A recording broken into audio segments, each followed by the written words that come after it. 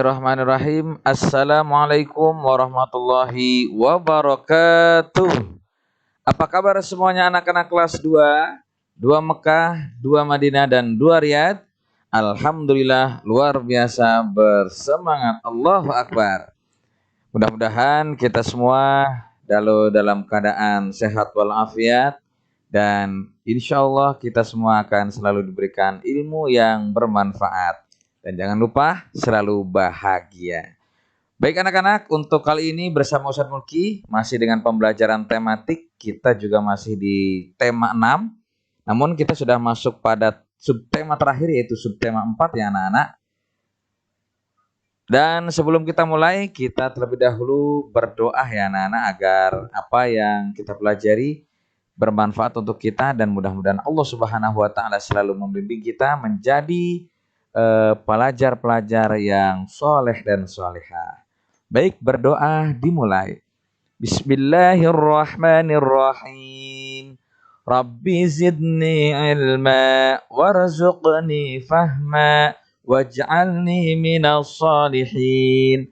Ya Allah, tambahkanlah aku ilmu dan berilah aku kemampuan untuk memahaminya, dan jadikanlah aku termasuk golongan orang-orang yang soleh.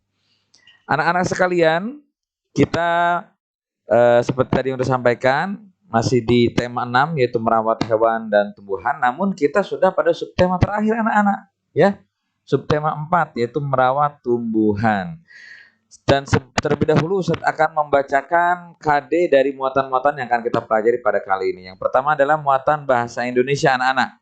Di sini ada KD 3.7. Yaitu mencermati tulisan tegak bersambung dalam cerita dan memperhatikan penggunaan huruf kapital, baik di awal kalimat, nama bulan, nama hari, dan juga nama orang, serta mengenal tanda titik pada kalimat berita dan tanda tanya pada kalimat tanya anak-anak.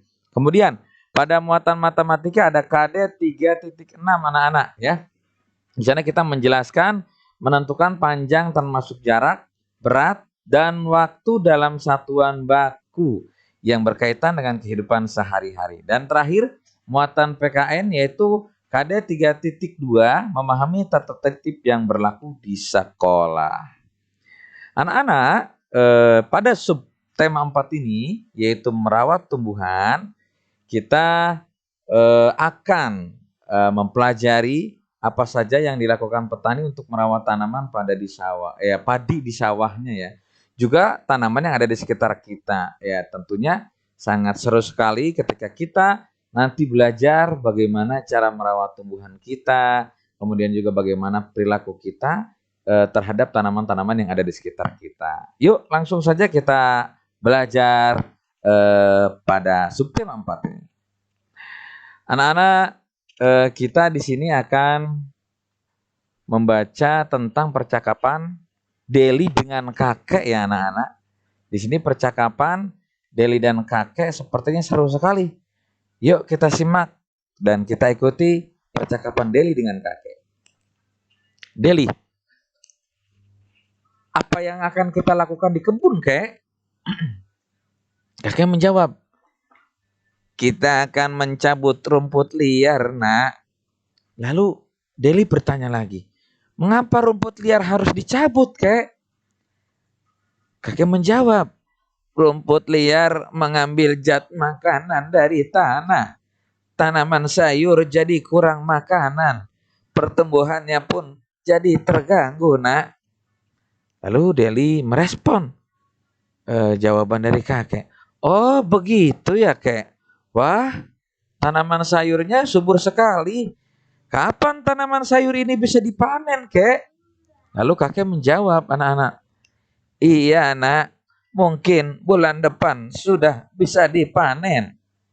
Wah, Deli pun merespon, wah, semoga nanti Deli bisa ikut memanen sayuran, kek. Luar biasa, ini tadi percakapan Deli dengan kakek, teman-teman. Nah, pada percakapan Deli dengan kakek tadi, sepertinya ada beberapa kalimat pertanyaan ya yang disampaikan oleh Deli kepada kakek. Nah, di sini kita akan mengidentifikasi tanda tanya pada kalimat tanya. Oke, kalimat untuk menanyakan sesuatu disebut kalimat tanya, nak ya. Jadi kalau kita menanyakan sesuatu itu disebut kalimat tanya. Kemudian kalimat tanya digunakan untuk mengetahui informasinya. Jadi kalimat tanya itu memang benar-benar untuk kita itu kepo ya, mau tahu gitu, apa sih gitu. Kemudian kalimat tanya ditandai dengan tanda tanya ya. Seperti ini anak-anak tanda tanya itu ya, yang ada dalam kurung ya, ini tanda tanya di akhir kalimat tersebut gitu ya. Dan kemudian kalimat tersebut harus dibaca dengan intonasi yang tepat gitu ya. Ada intonasinya, nggak datar. Apa yang kamu lakukan, Budi? Gitu. Hei, kamu sedang apa di sana? Nah, itu intonasi kalimat tanya. Nah, kita ulangi lagi ya. Di sini ada percakapan Deli dengan kakek. Tadi sudah kita baca percakapan Deli dengan kakek. Kita ulangi sekali lagi ya.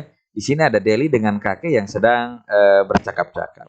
Deli, apa yang akan kita lakukan di kebun, kek? Lalu kakek menjawab, kita akan mencabut rumput liar, nak. Lalu Deli pun merespon lagi kakek. Bertanya lagi, mengapa rumput liar harus dicabut, kek? Lalu kakek menjawab, rumput liar mengambil zat makanan dari tanah. Tanaman sayur jadi kekurangan makanan. Pertumbuhannya pun jadi terganggu, nak. Lalu Deli pun mencerna ataupun mendengarkan jelasan dari kakek. Oh begitu ya, kek. Wah, tanaman sayurnya subur sekali. Kapan tanaman sayur ini bisa dipanen, kek? Nah, kakek menjawab, iya nak, mungkin bulan depan sudah bisa dipanen. Lalu Deli pun merespon jawaban kakek. Wah, semoga nanti Deli bisa ikut memanen sayur ya, kek. Nah, di sini Deli bertanya dengan kakeknya ya, dengan intonasi-intonasi yang tadi sudah kita baca bersama. Nah, anak-anak, ada beberapa kata tanya yang perlu saya jelaskan di sini ya. Yang pertama adalah apa, di mana, mengapa, siapa, kapan, dan bagaimana. Yuk kita bahas satu-satu. Apa? Kalimat pertanyaan pertama adalah apa? Untuk menanyakan sesuatu ya anak-anak. Contohnya, apa alat yang digunakan untuk memotong rumput? Jawabnya, gunting pemotong rumput. Iya, iyalah. Mana mungkin gunting ataupun alat cukur untuk mencukur kumis atau jenggot, ya nggak mungkin karena rumput ini. Kemudian, di mana? Untuk menanyakan tempat. Contohnya, di mana kamu meletakkan buku adikmu, Anto? Jawabnya, di meja ruang tamu, Bu. Itu jawab Anto. Kemudian yang ketiga, mengapa? Mengapa untuk menanyakan sebab atau alasan anak-anak ya. Mengapa kita perlu memberi pupuk pada tanaman? Jawabnya, agar tanaman tetap segar dan tumbuh dengan baik. Kemudian yang keempat, siapa? Ini fungsinya untuk menanyakan orang ya. Siapa yang wajib merawat tanaman di sekolah? Jawabnya, semua warga sekolah. Yang kelima, kapan? Nah, punya fungsi untuk menanyakan waktu. Kapan sebaiknya tanaman disiram air?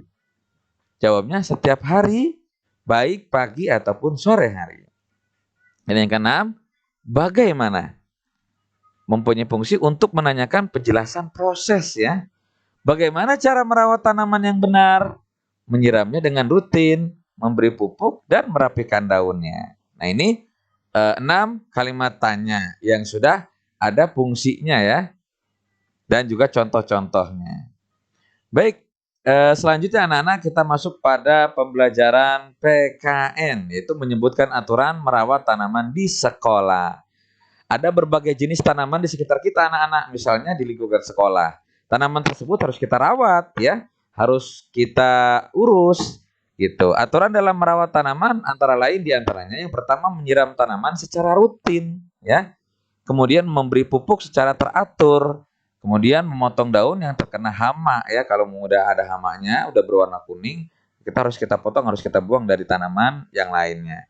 Dan yang keempat, meletakkan tanaman di tempat yang terkena sinar matahari karena tanaman butuh pada sinar matahari. Nah, ini beberapa contoh aturan dalam merawat tanaman ya, menyiram tanaman secara rutin, memberi pupuk secara teratur, memotong daun yang terkena hama, dan yang terakhir meletakkan tanaman di tempat yang terkena sinar matahari. Kemudian anak-anak, di sini ada beberapa contoh gambar ya dalam merawat tanaman di kebun ya. Ada tata tertibnya. Di sini akan dilakukan oleh Edo anak-anak ya. Gambar yang pertama, Edo menyiram tanaman dengan air secukupnya. Ya, lihat anak-anak. Secukupnya saja ya menyiram tanaman, jangan berlebihan gitu. Kalau tanamannya dalam pot, kemudian kita siram dengan air 3 ember ya, nanti tanamannya malah rusak ya. Medianya akan rusak. Kemudian yang kedua, di sini Edo mengembalikan alat berkebun di tempatnya semula. Jadi selepas kita merawat tanaman, menyiram, merapikan dan sebagainya, alat-alatnya, perlengkapannya kita rapikan lagi seperti kita mengawal ketika di awal, mengambilnya ketika di awal. Kemudian di sini Edo membersihkan sampah di kebunnya ya, sampah-sampah itu harus dibersihkan ya, seperti daun-daun yang kering yang berserakan di taman ataupun di kebun itu harus disapu dan dibersihkan agar tanaman yang kita tanam tidak terganggu pertumbuhannya. Dan yang kedua di sini Edo membersihkan rumput pengganggu ya. Jadi kalau rumput-rumput mengganggu ini tidak dibersihkan, nanti dia akan mengganggu pertumbuhan tanaman-tanaman kita ya. Nanti pertumbuhannya akan terganggu akibat rumput-rumput liar ini. Jadi harus dibersihkan oleh Edo. Dan kemudian di sini ada contoh mematuhi tata tertib ya. Di sini dilakukan oleh Nina. Nina membuang sampah pada tempatnya, maka lingkungan sekolah akan asri. Jadi siapapun yang menjaga kebersihan dengan membuang sampah pada tempatnya, maka lingkungan kita akan bersih, lingkungan kita akan asri, akan nyaman dari sampah-sampah yang berserakan. Dan itu tidak hanya dilakukan oleh Nina, oleh siapapun ya, termasuk oleh kita, baik di lingkungan sekolah ataupun di lingkungan rumah. Kemudian Edo berangkat sekolah tepat waktu ya pada pagi hari, sehingga Edo pun bisa sampai di sekolah tepat waktu dan akhirnya bisa mengikuti pelajaran dengan secara maksimal ya, tidak terlambat. Nah, ini adalah contoh mematuhi tata tertib yang baik anak-anak. Nah, kemudian di sini ada contoh ketika kita tidak mematuhi tata tertib. Nah, ada akibatnya anak-anak ya.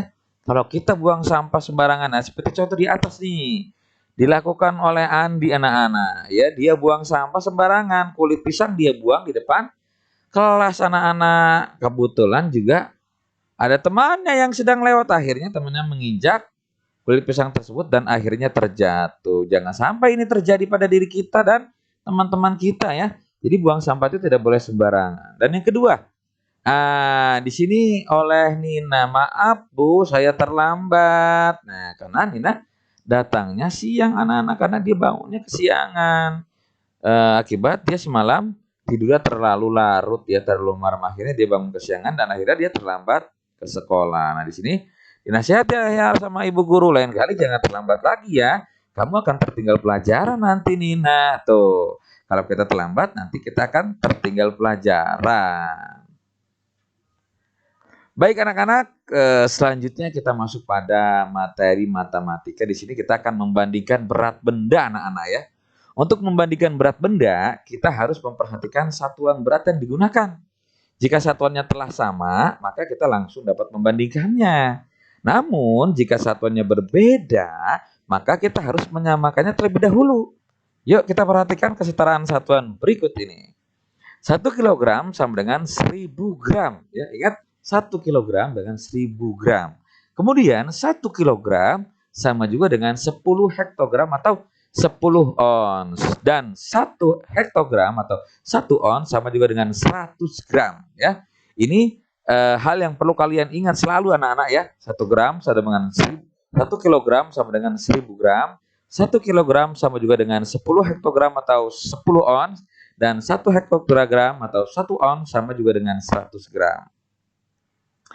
Nah, anak-anak, di sini kita akan belajar mengukur dari contoh-contoh yang ada ya. Di sini ada keranjang besar berisi 1 kg jambu dan keranjang kecil berisi 25 hektogram jambu. Keranjang manakah yang lebih berat? Coba kalian perhatikan. Gambar keranjang pertama di sini beratnya atau isinya 1 kg sama dengan 10 hektogram. Dan keranjang yang kedua yang lebih kecil yaitu 5 hektogram. Lihat, di sini kita ubah dulu anak-anak ya. Ini kan masih 1 kilogram. Kita ubah menjadi 10 hektogram ya. Kita lihat 1 kilogram sama juga dengan 10 hektogram. Dan ini keranjang yang kedua, keranjang kecil, beratnya 5 hektogram. Apakah kita di sini ada keterangannya? 10 hektogram lebih berat dari 5 hektogram. Jadi jambu di keranjang besar lebih berat dibandingkan jambu di keranjang kecil. Sekarang bandingkan berat benda berikut. Tuliskan tanda lebih besar, lebih kecil dan lebih besar atau sama dengan. Baik, di sini ada gambar buah semangka anak-anak. Gambar semangka yang pertama itu beratnya 40 hektogram atau 40 ons. Itu lebih besar dari semangka yang kedua yang lebih kecil, beratnya 3 kilogram. 3 kilogram itu berapa sih? 3 kilogram sama juga dengan 30 hektogram. Jadi gambar semangka yang kedua ini lebih kecil. Jadi keterangannya 40 hektogram lebih besar dari 3 kilogram atau sama dengan 30 hektogram. Ya. Kemudian gambar yang berikutnya. Di sini ada 2 gambar keranjang jambu anak-anak ya. Di sini keranjang yang pertama beratnya 1 kilogram. Dan keranjang yang kedua beratnya 20 hektogram. Kita ubah menjadi 2 kilogram. Berarti kasih keterangannya di sini 1 kilogram lebih kecil dari 20 hektogram atau 2 kilogram. Ya, jadi 1 kilogram keranjang pertama itu lebih kecil atau lebih ringan dari 2 kilogram keranjang yang kedua. Seperti itu anak-anak penjelasan terkait masalah mengukur antara berat yang benda yang satu dengan berat benda yang berikutnya. Kemudian di sini kita akan berhitung dengan contoh ada pot kecil dan pot besar. Di sini contoh yang pertama adalah pot kecil beratnya 3 hektogram atau 3 ons. Dan pot besar beratnya 5 hektogram atau 5 ons. Ibu mempunyai 5 pot kecil dan 4 pot besar. Manakah yang lebih berat? 5 pot kecil atau 4 pot besar. Kita lihat anak-anak di sini. Ini adalah pot kecil yang beratnya 3 hektogram. Di sini 3 kita jumlahkan ya. Ada 5 kan ya. Berarti 3 dikali 5 anak-anak. Maka di sini jumlahnya 15 hektogram. Dan kemudian ada pot besar, jumlahnya ada 4, tapi beratnya 5 hektogram. Nah, di sini kita jumlahkan 4 dikali 5 ya. Di sini jumlahnya 20 hektogram. Baik anak-anak, jawabannya adalah jadi 4 pot besar lebih berat dibandingkan 5 pot kecil. Ya, ini perbandingan antara pot kecil dan pot besar. Yang jumlah beratnya berbeda. Kalau pot kecil tadi hanya 3 hektogram, sedangkan pot besar beratnya 5 hektogram. Nah, di sini kita juga ada contoh lagi nih anak-anak, memperhatikan berat hasil panen berikut. Di sini ada keranjang tomat, keranjang cabai, dan keranjang jagung yang mana beratnya berbeda masing-masing. Keranjang tomat 25 hektogram, keranjang cabai 500 gram, keranjang jagung 5 kilogram. Ayo membandingkan berat hasil panen. Untuk membandingkan berat, samakan satuan berat terlebih dahulu anak-anak. Ya, 5 kilogram sama dengan 5 dikali 10 hektogram. Sama dengan 50 hektogram. 25 hektogram lebih kecil dari 50 hektogram. Ya, 25 hektogram lebih kecil dari 5 kilogram. Satu keranjang tomat lebih ringan dari satu keranjang jagung ya. Karena satu keranjang tomat beratnya 25 hektogram, sedangkan satu keranjang jagung beratnya 5 kilogram. 2 keranjang tomat sama berat dengan satu keranjang jagung. Karena ini sudah dijumlah 25 ditambah dengan 25 jadi jumlahnya 50 hektogram. 50 hektogram kalau diubah menjadi kilogram maka menjadi 5 kilogram dan itu sama beratnya dengan 5 kilogram satu keranjang jagung. Alhamdulillah anak-anak untuk pembelajaran tematika kali ini sudah selesai ya. 3 muatan yang kita pelajari bahasa Indonesia, PKN dan matematika.